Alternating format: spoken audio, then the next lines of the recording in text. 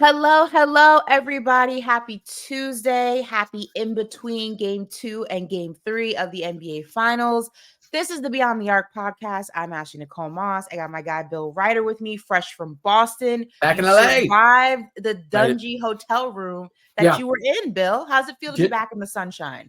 It's amazing. I named my hotel room, by the way, Shawshank Detention, because it felt like I was just like trapped in that. Although, Ash, I missed the Dunkin' Donuts coffee. I'm going through Dunkin' withdrawal. Bill, it was funny because there was an ongoing joke in the newsroom whenever somebody did a hit with you. Like, where the hell is Bill? I don't know what part of Boston that is. It looks like he's being held hostage. Blink twice if you need our help. We will come rescue you. Does someone need to bail you out, Ryder? Have you been arrested? Are you held up in Boston on your own accord or somebody else's? Please let us know so we can come help. It was definitely giving stranger danger vibes. It looked like you were kidnapped and brought to Boston against your will. It was not luxurious, was it? It was not a luxury. It was not.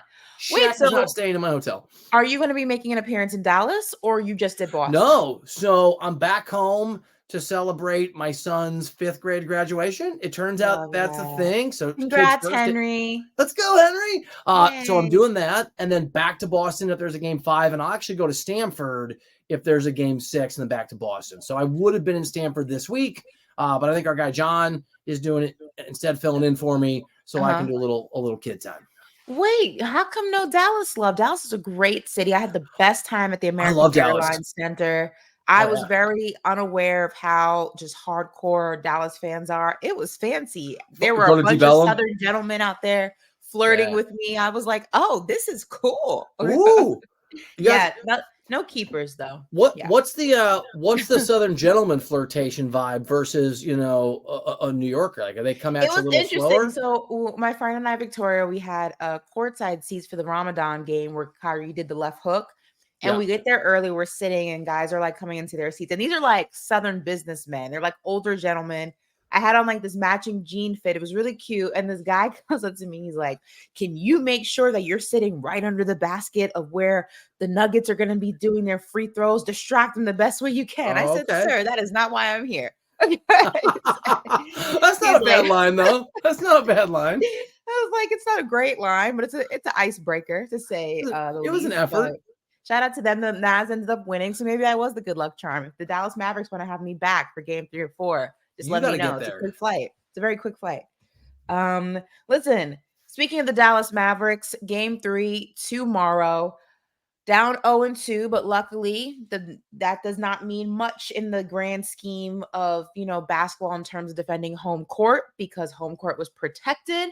And now the Dallas Mavericks have the chance to do the same and hopefully go back to Boston with this series all tied up. Now, some of the cliff notes from game 1 and game 2 so far: Kyrie Irving has been a big talking point. 0-8 from the 3 in this series in both games. Just not great. Luka's been very, very easy to guard.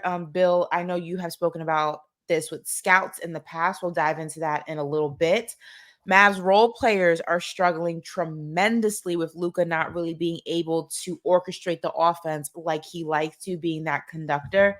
The Celtics, they shot 38% from 3 in game 1 and 25% in game 2. So when you talk about the Boston Celtics, we talk about how much they love that 3 ball and how much sometimes they live by the 3, die by the 3, but they're still up 2-0 in this series. So if I'm a Mavs fan, or if I picked the Mavs, which I did, it's a little bit disheartening for me. That's a missed opportunity. That's a huge missed opportunity. Yeah. Huge. Jason Kidd, mind game tactic of trying to pin Jason Tatum and Jaylen Brown against each other has not worked thus far. There's always, game 3 to come around. But Bill, with all those cliff notes, some of the things that stuck out to you the most, I mean, obviously Kyrie, but I want to focus on Luka for a second about being too easy to guard. You've spoken about this with scouts, I feel like, throughout his entire career. I mean, are people kind of, I guess, relishing in the glory of being right, or they just think it's a bad matchup? Yeah, no, I mean, so a lot of it, and some of the folks that I talked to in the regular season, so his usage rate, right, just how much he dominates the ball, it's historically high. I think this season, regular season, 20th highest usage rate in a single season in NBA history. And it's crazy, Ash. If you look at those 33.9% is his that is a lot. And if you look at that list, the guys that are ahead of him on that all-time list for usage rate in the season, Jordan, Harden, Giannis, I mean, just go down the list. There are huge names, and no person on that list has ever won an NBA championship.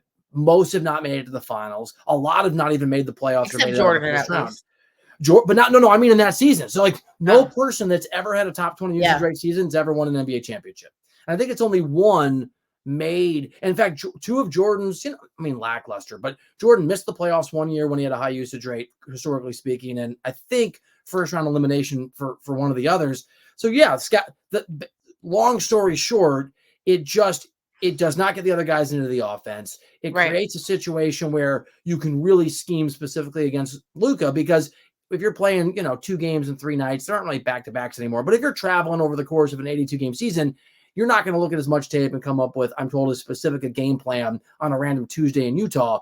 But this is obviously, these games are spread out. If you're the Boston Celtics, that you are playing the Mavs the entire time. And so the ability to focus on the guy that has the ball a third of the time and to make life hard for him and make life difficult, and obviously you have a great Boston Celtics defense to do that, it makes it more incumbent that he gets help from his teammates, which he has not gotten, as you noted, including Kyrie Irving.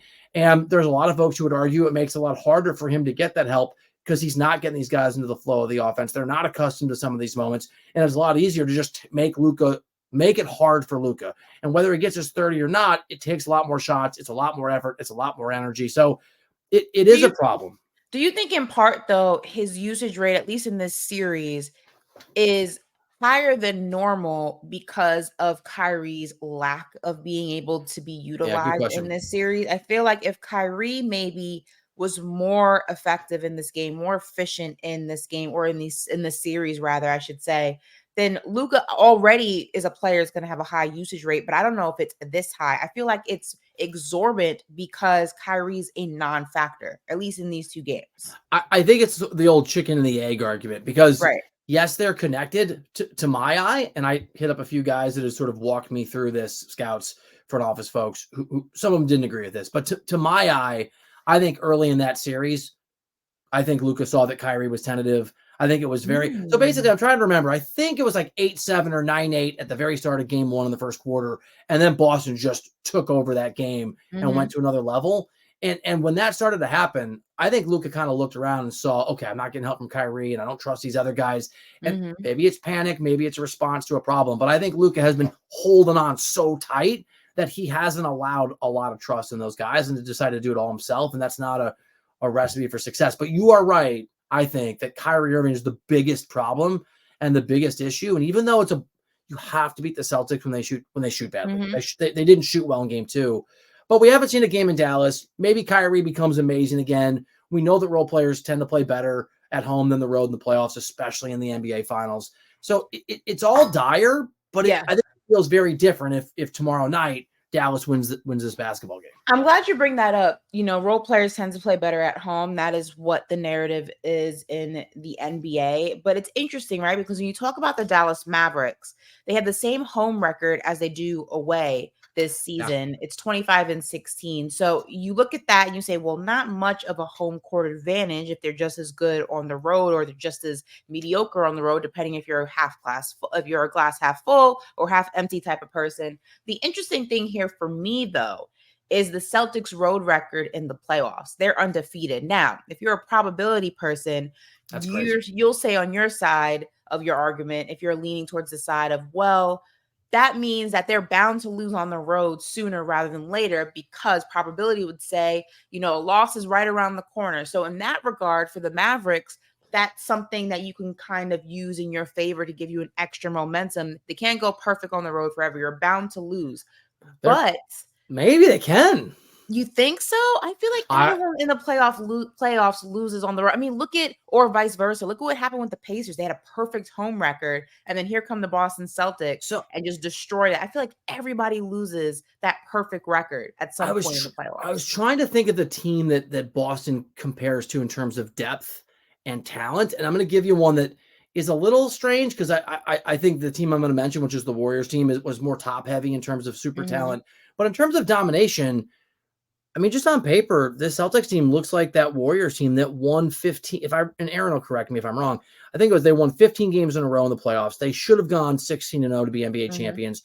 They lost game 4, I think, in Cleveland, and then gentlemen swept and won game 5. So they went 16-1 in the playoffs, and they basically were up 3-0 in the series and just got bored, right? Just didn't focus.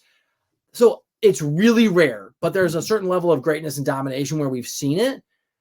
I think this Celtics team could be that. I could see them splitting in Boston and then going home and winning in game 5 and losing only one road game this postseason. Listen, we all know that the Mavs do not have a choice to defend home court. Game 1 and game 2, game 3 and game 4 have to be won in Dallas. And as we saw, Kyrie, he was heading into the tunnel rather of the TD Garden, and he held up the 5, letting the Celtics fans know he's back. The series will be tied. It, Kyrie. There will be a game 5. He already did it. He already put it out there. So I know. What was he doing? And then he went on Twitter and he did his, regular tweet. And yeah, so we shall see. We shall see what that looks like. Game 3 of the NBA Finals kicks off tomorrow. We will be on CBS Sports Network tomorrow, really, really diving in and previewing this series, or this game of this series, rather, before it kicks off at 8:30 Eastern. And we're going to go ahead and take a quick break. And when we come back, we're going to talk about the legacy of Luka and how this whole ordeal is affecting, whether for the better or for the worse. We'll be right back. Ladies, he's shaking. He's swimming.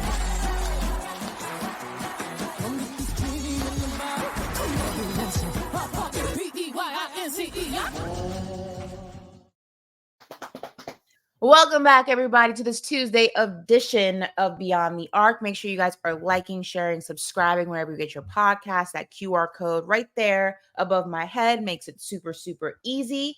And like I said, we'll be really diving into game 3 of the finals tomorrow on CBS Sports Network. I'm sorry, on Thursday. I always get these days confused. Okay, I don't know what day of the week it is. I thought it was Thursday today. We will be recapping game 3 of the NBA Finals. And on Friday, we will be previewing game 4 of the NBA Finals. Thank you, Aaron. I'm getting my days confused. They're all starting to merge together. It's that time of year. Listen, we're going to talk about Luka. Now, we've been really gassing Luka all season long. He was in the MVP race, as you know, as a voter, and rightfully so. I mean, we're seeing him do some incredible things on the court. Also, his numbers have been phenomenal. They're in the conversation when you talk about Michael Jordan from a statistical standpoint, right? You add Kyrie into the mix, what they were able to do against the Minnesota Timberwolves, just put them both on a different platform and put them both in a different conversation. We're now looking at Luka struggling against a really, really good Boston Celtics team. This is not a knock to the Mavs at all. Most people didn't even have the Mavs getting this far. So I wonder, a lot of the times when we have these conversations, when we're previewing this series, we talk about who is the best player going into this series. And I think unanimously, we all agree the best player on the court for both teams is Luka.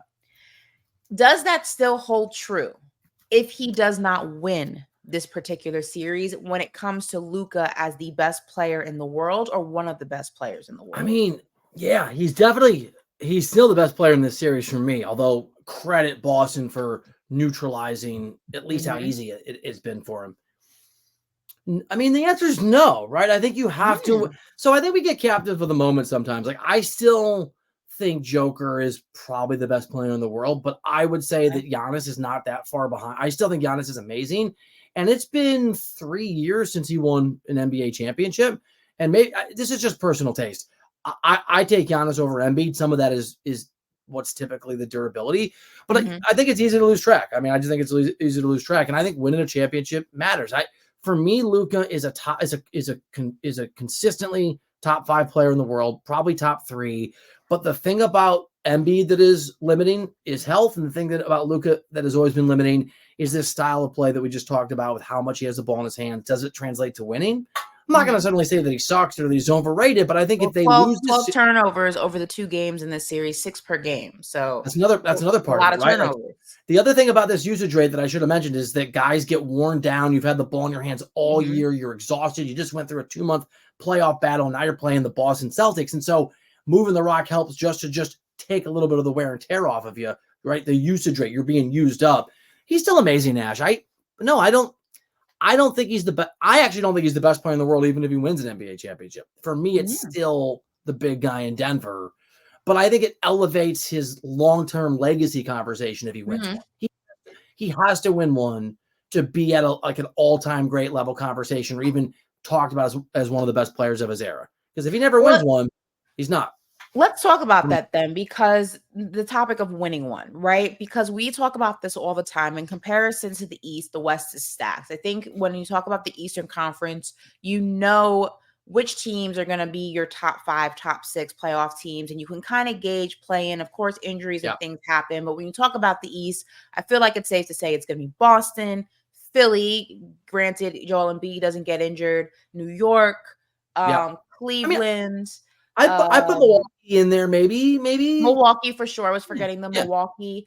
And I think you can never count out Miami just because of how they play, but I would be leaning more towards saying maybe in Orlando or even in Indiana. Maybe you want to give Pacers some love. Yeah, maybe the Pacers. So you kind of are able to formulate what that looks like, at least on the East Coast, because there is still a discrepancy from the teams that are really good and the teams that are really not, in the middle of the road teams.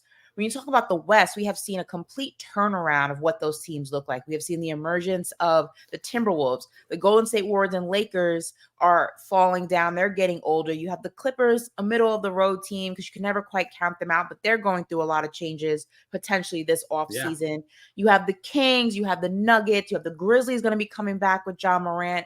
There's just so much. Phoenix is always there. So there's just so much to kind of analyze and dissect when it comes to the Western Conference, and nothing is guaranteed. I mean, we're talking about the Mavs in the finals and not the reigning champs, who a lot of people thought could possibly two-peat. So looking at how this Mavs team is dealing with this Boston Celtics team, if you are Luka, this has now put in the forefront, you do not have as much help as you thought you did maybe in the regular season. In the regular season, y'all cooking, you're grooving, you're moving, everything looks sweet. And you face a team, we're going to show you what a championship team looks like. If you're Luka, are you antsy for a different situation after the series if you lose? I don't know, are you putting the pressure on the Mavs to get me a better team and get it for me now? So that's a really interesting question, because I talked about this on radio today. I think it's neither. I think if I'm Luka, I mean, Boston's so good. So you just put this team together basically at the trade deadline, right? I mean, this team is a few months old. The defense, which we've discussed a lot, has been extraordinary since they kind of figured out the new pieces. PJ Washington, a huge, huge addition. He's not been good in this series, but a big part of the reason that you're here, I think you roll it back. I mean, maybe you make some differences in the margins. Here's the problem with my answer. I don't think I'm blowing it up. I don't think I'm making a huge change. I think maybe you think and hope, okay, Kyrie, if he doesn't regress back to the mean of being outstanding in the series, you think that'll happen next time. The problem is, like, you're right, the West is so good that if you told me, Ash, that including this year, that we're going to have, starting now, 5 consecutive NBA finals with 5 different teams in the Western Conference for the next 5 years, I would 100% buy it. I feel like Boston's going to get here a bunch. You tell me Boston makes 3 of the next 5, I'd buy that too. You could do all the right things. You could be the right team. You can have the right construction of a championship level roster in the West, and you can still go out like Denver just did in the second round of the playoffs in the years ahead. So it's a good question. I'm not sure how much flexibility they have, but I think this team works. Lively's a rookie. He's going to presumably get better. You're going to have a full camp and a full year with Gafford and PJ Washington. Like, maybe you want to add a little offense, but they're in the finals. They're playing the best team in the NBA. Our producer Aaron just put this note in here. To their point, they traded everything to get Kyrie, PJ Washington, and Daniel Gafford at the last 2 trade deadlines. So blowing it up would just be catastrophic for whatever the Mavs are working towards.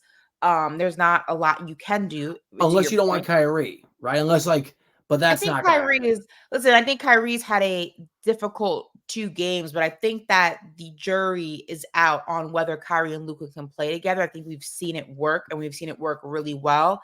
Again, I don't know if the Boston Celtics are the measuring stick for how good this Mavs team is, or how good Luka and Kyrie are as a duo, because they're just really, really good. Most teams would struggle against them. But I think when you look at, Kyrie, Luka, and this entire Mavs team in a vacuum, it's a really good basketball team with a lot of potential. And I agree with you. Maybe you make some slight moves on the margins. Maybe try to get them more size if possible, another scorer if possible. But I don't think it's a free falling I think they're good enough. catastrophe. I think that there's a lot of promise with this team. That's the really tricky thing for Luka. There's not a lot you can do. Mm-hmm. The path is so brutal. And we talked about at the start of this who had more pressure to win, Boston or Dallas. And the right answer is the answer we came up with. It's the Celtics because they're expected to win. But the path for redemption or a second chance, right? Whoever loses, it's a lot easier for Boston to correct things if they somehow collapse in the series. They can get back and they can win again. Point. Yeah, for sure. Yeah, I think whatever happens in this series, and obviously the Celtics are up 2-0, I would bet significant money Boston wins another championship after this year. I wouldn't make that bet on the Dallas Mavericks, and they're good enough. I just think the West is too much of a minefield. It's definitely going to be interesting this offseason, what happens with the Dallas Mavericks and, what moves that they're able to make this team better. Because like I said, a lot of promise with that organization. But we're going to take a quick break here. And when we come back, we're going to talk about another organization in the West. Its future is not as bright, at least not right now. We'll go ahead and talk the Lakers right after this break. Have you heard of semaglutides? Ozempic, Mounjaro? Hartman, this could be dangerous. Let's do it. South Park, The End of Obesity. New exclusive event, now streaming. Exclusively on Paramount Plus. Welcome back, everyone, to Beyond the Arc Tuesday edition. I love South Park, by the way. It's one of my guilty I haven't watched that show in forever. Oh my God, I love South Park. South Park, Rick and Morty, like they are mine. Rick and Morty's the best show. By the way, if you're listening and not watching the YouTube, that was our advertisement on the YouTube stream. Yeah. I haven't seen the new Rick and Morty season, though. I heard it's the season premiere was fantastic. I love Rick and Morty. It's just fantastic. So a guy who's one of the top executive producers is best friends with my former radio producer. And so I met him at dinner and I never geek out. And I geeked out. Yeah, I don't blame you. Phenomenal show. I didn't watch the end of last season either. Because I thought Rick and Morty. Game. Pickle Rick all time. Evil Morty. Pickle Rick. Phenomenal. Just phenomenal. Phenomenal show. Just creme de la creme. Lori wants a cat. Wants a new cat. I don't want one. We'll see what happens. The kids want. I want to name it Pickle Rick if we get a cat. I like it. Or Evil Morty. But maybe we'll get two. Have a Pickle Rick and an Evil Morty. Yeah. I love it. Listen. Before the break, we previewed the Los Angeles Lakers and the saga that is their search for their next head coach. Now, Bill, you have a column on CBSSports.com detailing all the drama and where it goes from here. Now, if you guys missed the news yesterday, Dan Hurley officially turned down the Lakers' offer to be the next coach. He is staying in UConn with a chance to run it back for another championship and be in the same conversation of John Wooden. And again, East Coast guy, his family's there. He was just at MSG at a Billy Joel concert, living his best life. I think he's good. I think he's set. But now, when we talk about the Lakers, the name that has been circulating the most before Dan Hurley kind of came out of left field was JJ Redick. Now, there's been a bunch of reports that have been circulating this morning saying that communication between the Lakers and JJ have kind of ceased, that JJ is turned off by this whole Dan Hurley situation, that he's insulted by the situation. It's kind of bittered his taste towards the Los Angeles Lakers, but he is still the favorite in the odds to go ahead and be the Lakers' next head coach. Rounding out the top three, you have James Borrego and you have Sam Cassell. There's other names in here. Why Ty Lue was on the list, I have no idea. He already signed his extension. Just people to waste their money.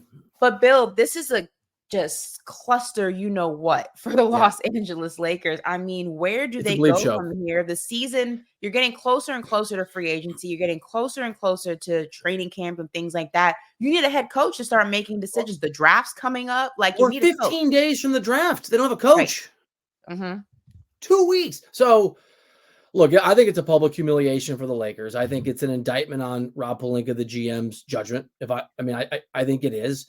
You made the analogy about the guy who circled back with you, right? Mm-hmm. Back in the day. Let me lean into that. You can't, in this sort of demonstrably big way in front of the entire high school, ask out whatever, Melissa to the prom. And when she turns you down, turn to, Sarah over, you're like, hey, you want What these about roses? you? What's up? You look good. No, so it is a problem. And I think there's a few things here. One, and this is the thing that stuck with me, is that what do the Lakers want to be? What is their vision? What is their right? Because Dan Hurley is a very different idea of what your plan is for the years ahead than JJ Redick. And I think something that's interesting to consider is Redick is still a huge betting favorite. He is 1-5, right? I think 1-5 to be the next head coach, not 5-1, 1-5. So that it sounds like it'll be him, but you got to pay him more. He has all this leverage. It gives, I think, LeBron tons of leverage because in LA, you got to win the press conference, not just the games on the court. The name matters. And I don't think LeBron's leaving, but the idea that he could, that gives LeBron more leverage. So I think now you're in a position, if you're the Lakers, where presumably JJ Redick or whoever you hire is going to be a LeBron guy. And LeBron doesn't give two you-know-whats about the 3 draft picks the Lakers are going to have first-round picks starting on draft night in 2 weeks and a day. He doesn't care about who the Lakers draft years from now. So I think there's a lot of pressure on the Lakers potentially to take those 3 picks, don't make it Trae Young, and go get an impact player. And is it Trae Young? I think that's a failure. Is it Donovan Mitchell? Maybe that works. But I think that part of this has taken whatever. There isn't a plan. But what the Lakers do now, I think, is probably somewhat beholden by this pie they have on this egg they have on their face. Not pie, it's not the expression. Egg on their face. And I think it could speed up or add pressure to the idea of going in and trying to get a star, of not looking to the future, of doubling down this LeBron window. And the guy's great, but he's going to be 40, and I think it's December's his birthday. It's a hot damn mess. I think it'll be JJ Redick, but I think it's going to be a lot of drama from the start. He's going to be put out, and I think it puts pressure on the Lakers to basically try to win now and make LeBron happy, and I'm not sure if that's the right strategy. It's interesting, right? Because when you look at this, and we were joking about, and I was joking about the correlation between, the guy spinning the block, but in actuality, there's a lot of truth to that because, yes, I mean, we're talking about a lot more money and a lot more at stake than just, a guy who turned you down. But realistically, you had somebody who, for all intents and purposes, from what we know, really, really wanted this position and was really passionate about getting this job and had a relationship with your star player already. Does a podcast with him. Yeah. Does a podcast with him, was a former player, so understands what it's like being a player in the NBA, has the, the personality that would work best with the Los Angeles Lakers organization, a little bit more willing to be collaborative and all the things that come with being the head coach of the Los Angeles Lakers. For all intents and purposes, it was a perfect fit from those things, right? It may not have been the best job. JJ may not have been the best candidate. We can go ahead and argue that for him and his personal brand. But in terms of what the Lakers needed on paper, it seemed perfect. But it just wasn't enough for LA for whatever reason, and they decided to look elsewhere. The mistake was making this public spectacle of going after Dan Hurley, and then Dan Hurley, to no fault of his own, making a public spectacle of turning down the offer. Because now what could have just been a, behind the scenes conversation and ultimately a behind the scenes rejection now has put in the forefront that the man that you have been reportedly courting these past few weeks wasn't enough. And you wanted to go ahead and see if the grass was greener elsewhere. It's not. And now your option that seemed to everybody be your first option really is kind of spoiled by the whole idea of taking this job now because I wasn't enough. I've been here for the longer time. It's chaotic. It is chaotic. You got rejected by a college coach. Look, I'm not trying to disrespect it is UConn, but yes, to your point. Yeah, I get it. Look, he's great, and maybe he would have been successful. But college coaches don't have a lot of street cred in the NBA. Doesn't mean he wouldn't make it work. Fair. But they don't. You can't get turned down publicly, like you just noted, by a college coach. You can't not just embarrass JJ Redick. Let's be real. And I don't have an issue with JJ Redick, but JJ Redick does not have a reputation for having a small ego. And he has had to go onto television multiple nights on a national broadcast and basically pretend he didn't just get dumped in public, right? So they put him in an embarrassing position. To me, the biggest takeaway, Ash, is how poorly run the Lakers are. And let's just go put it on Rob Pelinka. I love Jeannie Buss, but an owner needs to learn how to be an owner properly and needs the right people underneath them. And what football comparison, when I covered the Chiefs a long time ago in another life, Clark Hunt was not a great owner. And he had Scott Pioli, who I think might be our colleague here. But whatever, Scott was a terrible GM. Colleague or not at CBS Sports HQ. And Clark Hunt, who had taken over for his dad, didn't really know what he was doing. And then Clark made this bold move and fired Scott and brought in Andy Reid. And Andy Reid is a big part of the reason Clark Hunt learned to be the best owner, I think, in the NFL. Jeannie's going to get there. I believe. I think Jeannie's great. Not with Rob Pelinka. And this is embarrassing for Jeannie. It's embarrassing for the Lakers brand. They clearly don't know what they're doing, don't know how to operate a search of this magnitude in a way that isn't embarrassing. I don't think they have a clear vision. They obviously don't know how to navigate whatever it is LeBron wants. The biggest takeaway for me from this whole thing is not Dan Hurley. It's that the Lakers are a hot mess and don't know how to run their team right now. That's obviously a problem. To your point, we are just 2 weeks and some change away from the NBA draft. We also have Summer League coming up. There's the Olympics coming up. There's free agency coming up. And it definitely helps if you have your head coach in place, which the Lakers do not. Yeah. But we will be on Lakers watch as we constantly are. Lakers are just the organization, the gift that keeps on giving. Let me tell you, as a Knicks fan, I am happy it's not me. I'm happy that I am not the problem. I am not the drama.